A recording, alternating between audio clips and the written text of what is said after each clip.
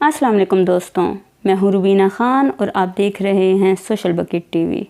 दोस्तों, आज मैं जो आपके लिए न्यूज़ लेके आई हूँ उसमें मरियम नवाज़ के बेटे जुनैद की शादी सैफुर रहमान की बेटी आयशा सैफ से तय पा कर दी गई है। क्या आप जानते हैं कि सैफुर रहमान कौन हैं और आयशा सैफ कहाँ से ताल्लुक़ रखते हैं?